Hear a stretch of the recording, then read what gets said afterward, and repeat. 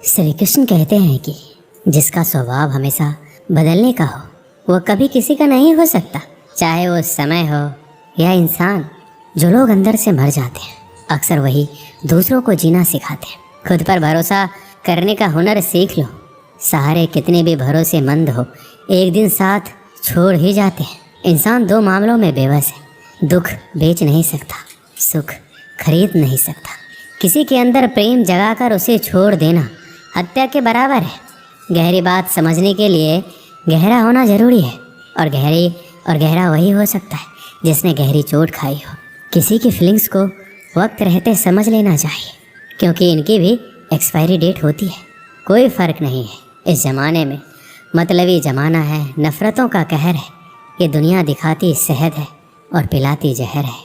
अकेले होना और अकेले रोना इंसान को बेहिसाब मजबूत बना देता है। थोड़ा और समझदार होने के लिए थोड़ा और अकेला होना पड़ेगा। बहुत ज़रूरी है ज़िंदगी में थोड़ा खालीपन, क्योंकि यही वो समय है जहाँ हमारी मुलाकात हमसे होती है। अकेलापन सदैव आपका एक महत्वपूर्ण व्यक्ति से परिचय करवाएगा, और पता है वो व्यक्ति कौन है? स्वयं आप। कभी अकेले चलना पड़े तो डरना मत, क्योंकि शमशान, शिखर और सिंहासन पर आदमी अकेला ही होता है। जिस पर आंख बंद करके भरोसा करोगे वही एक दिन आपकी आंख खोल देगा। ज़रूरत से ज़्यादा वक्त और इज्जत देने से भी अक्सर लोग बदल जाते हैं। जो आपकी सही बातों का भी गलत मतलब निकालते हैं उनको सफाई देने में अपना वक्त बर्बाद ना करो। इस जीवन में रुपए की कीमत कितनी भी गिर जाए पर इतनी नहीं गिर सकती जितना इंसान रुपए के लिए गिर जाता है। जो लोग किसी सच्चे व्यक्ति का दिल तोड़कर किसी तीसरे के पास खुशी ढूंढने जाते हैं वो अक्सर धोखा ही खाते हैं। खुशियाँ चाहे किसी के साथ बांट लो, लेकिन गम भरोसेमंद के साथ ही बांटना चाहिए। भूलने की आदत डालिए, एक दिन दुनिया तुम्हें भी भुला देगी। सजा तो बहुत दी जिंदगी ने, पर कसूर क्या था मेरा ये नहीं बताया। कुछ लोगों ने कहा कि तुम बदल गए हो, और मैंने जवाब दिया क्योंकि लोगों के हिसाब से मैंने जीना छोड़ दिया है। दुनिया की कोई भी चीज़ इतनी जल्दी नहीं बदलती जितना इंसान की नीयत और नज़र बदलती है। याद रखना, जब ज़रूरत बदलती है तो लोगों का बात करने का तरीका भी बदल जाता है। छोटे थे तो लोग नाम से बुलाते थे, बड़े हुए तो लोग काम से बुलाते हैं। मैंने ज़िंदगी से पूछा कि इतनी कठिन क्यों हो? पता है ज़िंदगी ने हंसकर कहा, दुनिया आसान चीज़ों की कद्र नहीं करती। दुनिया की सारी गंदी आदतें रखी, लेकिन कभी किसी को धोखा देना नहीं सीखा। जिस पर हम सबसे ज़्यादा भरोसा करते हैं ना, वही लोग अक्सर धोखा देते हैं। उन लोगों से दूरी बनाए रखिए जो कभी स्वीकार नहीं करते कि वो गलत है, और हमेशा आपको ये महसूस कराने की कोशिश करते हैं कि ये सब आपकी गलती है। रिश्तों की भी एक अपनी उम्र होती है, कुछ मरने तक चलते हैं, कुछ जीते जी मर जाते हैं। कलयुग की दुनिया में कद्र उसकी नहीं होती जो सच में रिश्ता निभाता है, कद्र उसकी होती है जो सबसे ज़्यादा दिखावा करता है। कभी कभी इंसान गलत भी नहीं होता, परंतु परिस्थिति उसे गलत साबित कर देती है। पुराना ज़माना दुख बांटने से कम होता था, और आज के ज़माने में दीवार की तरफ मुँह करके अकेले रो लेना। पर किसी को अपना दुख बताने की गलती मत करना। जीवन में जो लोग आपसे दूर होना चाहते हैं वो लोग सारा दोष हालात पर डाल देते। वक्त से ज़्यादा ज़िंदगी में अपना पराया कोई नहीं होता। वक्त अपना होता है तो सब अपने होते, वक्त पराया तो सब पराया है। वक्त एक जैसा नहीं रहता, उन्हें भी रोना पड़ता है जो दूसरों को रुलाते हैं। समय कई जख्म देता है, इसलिए घड़ी में फूल नहीं कांटे होते हैं। आप स्वयं को सुख से वंचित किए बिना स्वयं को दुख से नहीं बचा सकते। आंसू किसी और के दुख को समझता नहीं है, और ना ही किसी के खुशी को। आंसुओं का कोई वजन नहीं होता, लेकिन निकल जाने पर मन हल्का हो जाता है। लोग कहते हैं दुख बुरा होता है, जब भी आता है रुला कर जाता है, लेकिन हम कहते हैं दुख अच्छा होता है, जब भी आता है कुछ सिखा कर जाता है। हर आदमी के अपने गुप्त दुख होते हैं जिन्हें दुनिया नहीं जानती, और कई बार हम किसी आदमी को कठोर समझते हैं जब वह केवल उदास होता है। वो किताबों में लिखा नहीं था जो सबक ज़िंदगी ने सिखाया मुझे। ज़िंदगी की हकीकत को बस इतना ही जाना है, दर्द में अकेले है, खुशियों में जमाना है। जिनके दिल पर चोट लगती है वो अक्सर आंखों से नहीं दिल से रोते हैं। मेरे गम का छोटा सा हिस्सा लेकर तो देखो, मरने की ख्वाहिश न करने लगे तो कहना। श्री कृष्ण कहते हैं अपनी कमियों पर भी नज़र रखो, हर बार गलती दूसरों की नहीं होती। सपना हमेशा बड़े से बड़ा देखो, चांद नहीं मिला तो क्या हुआ, आसमान तक तो पहुँचोगे।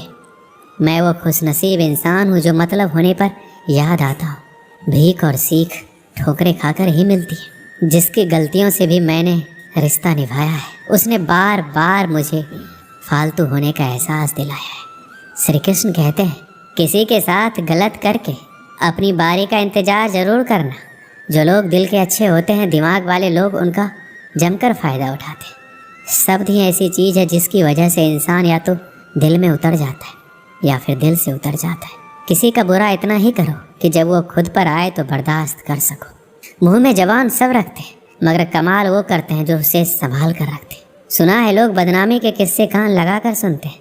कितने भी जान छिड़क लो, बदलने वाले बदल ही जाते हैं। जब इंसान का स्वार्थ पूरा हो जाता है तब वो आपसे मिलना तो दूर, आपसे बोलना भी छोड़ देता है।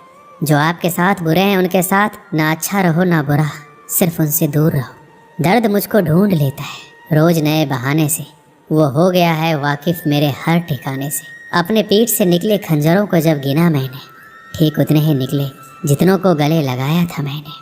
कुछ परेशानियाँ, दुख इंसान को अंदर से मजबूत बना देती है। ज़िंदगी में कभी आपके सामने कोई दरवाज़ा बंद हो जाए तो समझ लेना कि अब कोई बड़ा दरवाज़ा खुलने वाला है। जब कोई रिश्ता टूटता है या दिल टूटता है तो लोग उस दर्द को सह नहीं पाते, और जब कुछ वक्त गुजर जाता है तो लोग कहते हैं अच्छा हुआ वो रिश्ता मेरी ज़िंदगी से चला गया।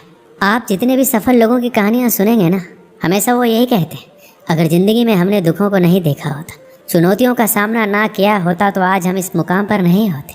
आपको लगता है ये मुसीबत, परेशानी, दर्द, दुख मेरी ज़िंदगी में क्यों आए हैं? वो इसलिए आए हैं कि आप अपने बेहतर भविष्य की तरफ देख सकें, क्योंकि जिस जगह पर आप हैं वो आपके लिए सही नहीं है। एक राज्य में एक गरीब राजा रहता था।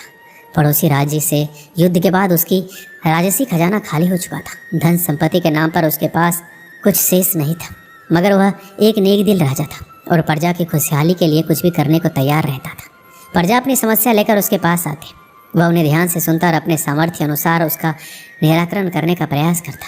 उसके दयालु और नेक स्वभाव के कारण प्रजा उससे बहुत प्रेम करती थी, लेकिन राजा को हमेशा इस बात का दुख रहता कि धन की कमी के कारण वह अपनी प्रजा के लिए ज़्यादा कुछ कर नहीं पाता है। एक दिन उसके राज्य में एक साधु आया। लंबी यात्रा के कारण वह भूख प्यास से बेहाल हो चुका था और रास्ते के किनारे निढाल होकर बैठा था। उसी समय राजा रोज की तरह प्रजा की स्थिति जानने के लिए भ्रमण पर निकला। उसकी दृष्टि उस साधु पर पड़ी। वह उसके पास गया और उसका हाल पूछा। साधु ने कहा उसे जोरों की भूख लगी है। राजा उसे अपने महल ले गया और उसे भोजन करवाया। साधु राजा के दयालु स्वभाव से बहुत प्रसन्न हुआ और उसका धन्यवाद देकर पूछा, महाराज आप इतने दुखी क्यों दिखाई पड़ते हैं? राजा ने उसे बताया कि वह अपनी प्रजा की खुशहाली के लिए बहुत कुछ करना चाहता है, किंतु उसके पास धन नहीं है, इसलिए वह दुखी रहता है। साधु ने उसे समझाते हुए कहा, महाराज आपके पास दयालुता और नेक नियत का सबसे बड़ा धन है, जो आप अपनी प्रजा में बांटते हैं।